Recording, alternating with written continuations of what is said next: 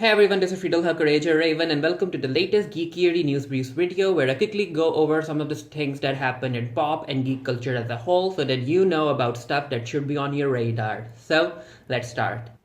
I'm going to begin by talking about this weekend's box office. So, yeah, Jordan Peele, Us ended up debuting at approximately more than $70 million, which is amazing. It places it at second place after Halloween, the Halloween sequel that got the entire original cast back.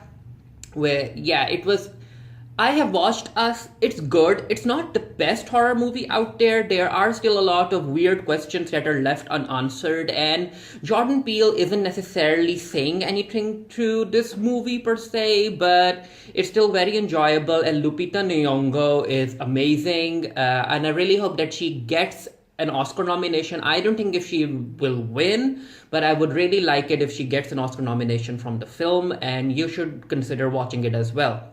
The Captain Marvel solo film is also doing quite well. It has grossed more than $900 million at the global box office as of now, and yeah, it will cross the 1 billion mark, which is amazing considering that it is a female-led superhero movie.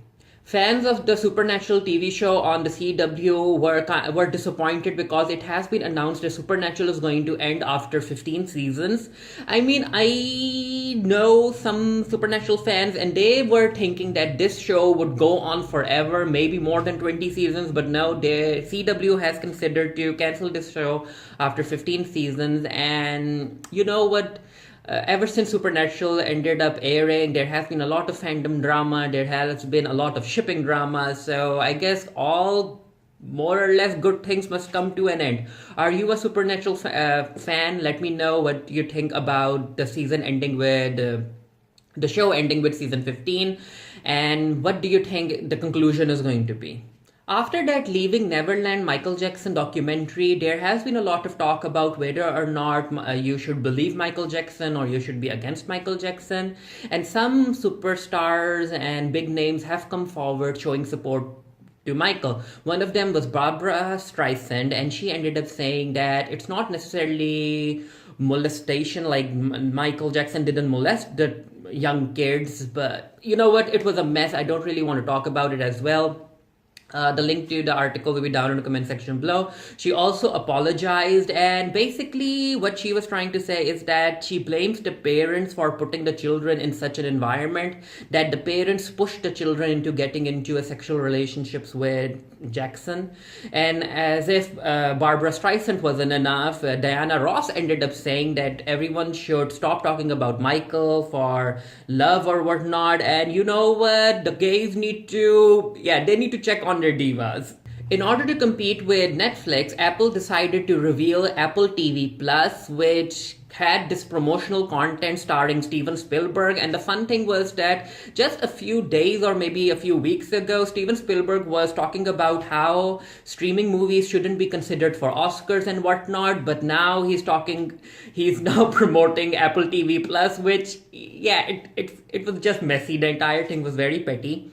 And another fun thing was that Apple TV Plus had a lot of ideas. They ended up calling to stage many big stars. There was Jason Momoa, Jennifer Aniston, Reese Witherspoon, Oprah, but they didn't have any content to show. Like, these stars took the stage and they just talk about their shows and what the shows are going to be, and many fans or many of the audience were left wondering what these shows were going to be because there weren't any teasers shown, there wasn't any trailer shown. So what are you guys like paying for, even when you don't even know what the content is going to be like? But yeah, let's see if Apple TV Plus decides to has an impact on Netflix. And also with Disney Plus coming out, then there's this DC Universe thing. There are a lot of streaming already. Hulu's already out.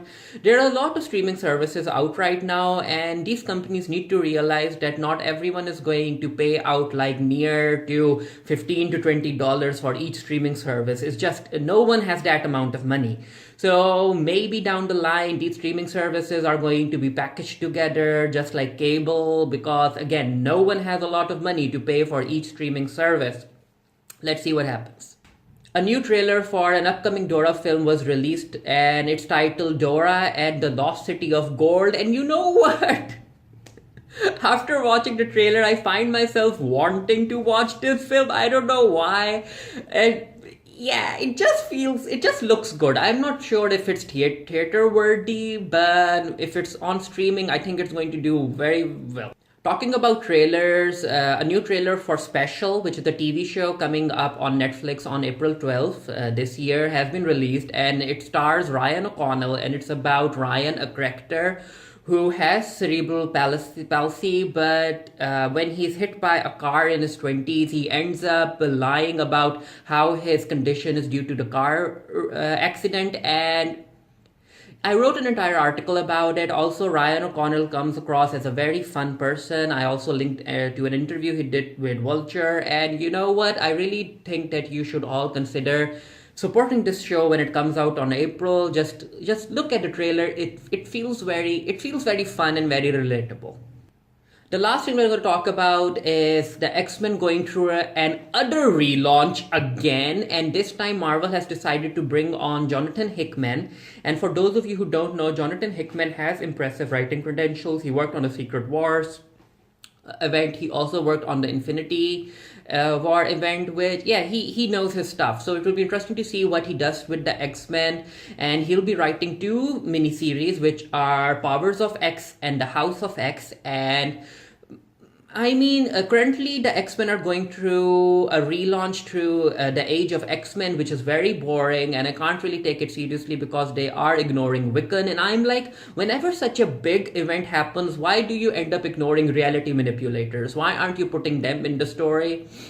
And also, due to the Disney-Fox merger being finalized, many fans think that this upcoming event is going to put the X-Men back at the forefront, and that Marvel is going to focus more on the X-Men going forward, especially because they couldn't get in the Inhumans to launch.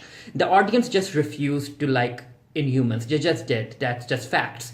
And the X-Men, there are many X-Men fans, so let's see what this so-called relaunch does.